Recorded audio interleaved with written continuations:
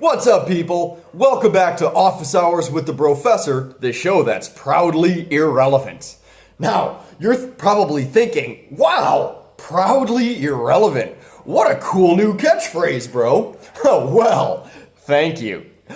My last one, the show where I say things, I think, I got it from the brilliant theological comedy channel, Lutheran Satire. So check those guys out if you haven't.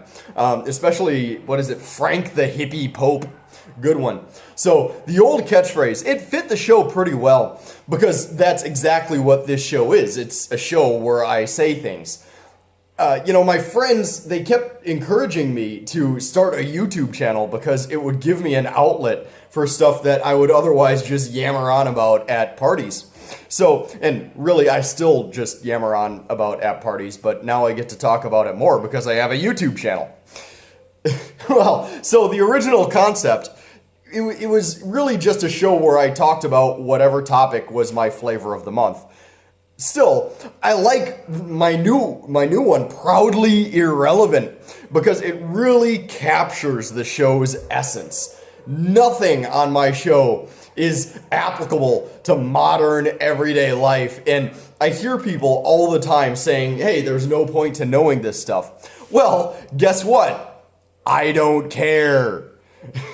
I think it's too bad that people belittle the humanities for their supposed lack of relevance. Whether or not something is marketable or timely, that really shouldn't matter as long as it's cool and interesting. For example, a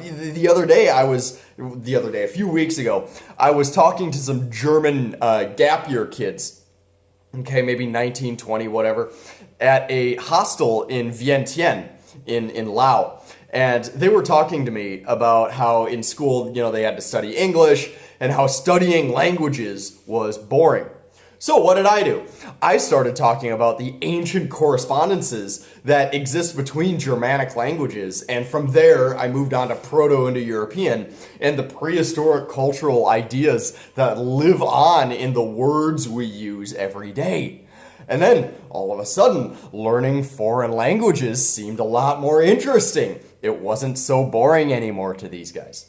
Now, what I told these guys isn't going to help them order in a restaurant or give presentations at work, but it is going to give them a contextual frame for the language points that they do learn, and more importantly, it's cool and interesting, and it instills a love of the language that makes you want to learn it, right?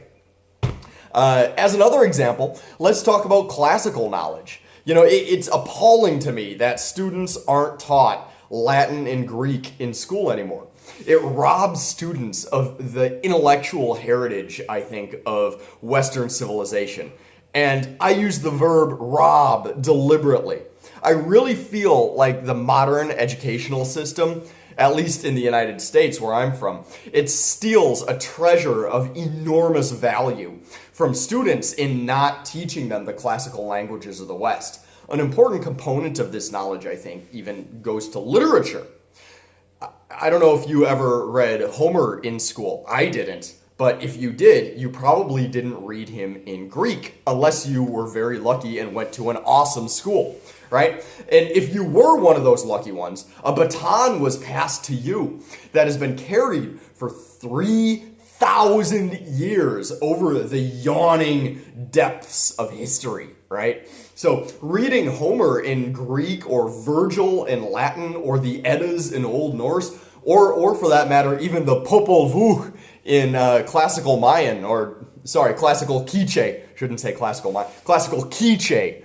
It connects you to something larger than yourself. And that's, I think, a connection that's sorely needed in this generation of egotism and fatuousness and this idea that we exist only in the moment, things like that, and that we have no connection to our past.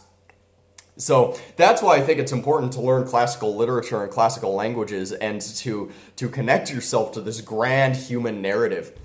And for my part, I don't know Latin, and I know a little Latin. I don't know Greek. I don't know Old Norse, and I think it's such a shame. And now I have to catch up with maybe 200 years ago, the average educated person would know an enormous a great deal more than I do about these topics. And now I have to spend my adulthood catching up when I should have learned this as a kid in school. It's really a shame. Anyway, so what in our day, in this, as I say, this generation of egotism and fatuousness, what in our day do we say of this knowledge of the ages? Well, we say, oh, that's not practical, that's not relevant. Well, you know what? That's not the point, dingus. The point is that A, the knowledge of the ages connects us to something much greater than ourselves. And B, by nature of that connection, it's badass and cool. You know, this stuff is worth learning. The humanities are worth learning for their own sake. And this, I think, is the thread that connects all of the topics that I talk about in my YouTube channel. All of this stuff is stuff that connects us to the grand human narrative. Whether it's prehistoric hominid behavior, Xiongnu word etymology, or Ket shamanism, it's knowledge that intimately connects us, as I say, to the greater narrative of human existence, and consequently, it ignites within us this sense of wonder. So it doesn't really matter if the stuff that I talk about on my channel is useful or relevant or not, because it's still worth learning. That's the message of my channel, and that's why I'm proudly irrelevant. So, I know this was a bit of a rant, but thanks for bearing with me, and I hope you like the new catchphrase. Next time, it's back to cavemen. Bye, guys.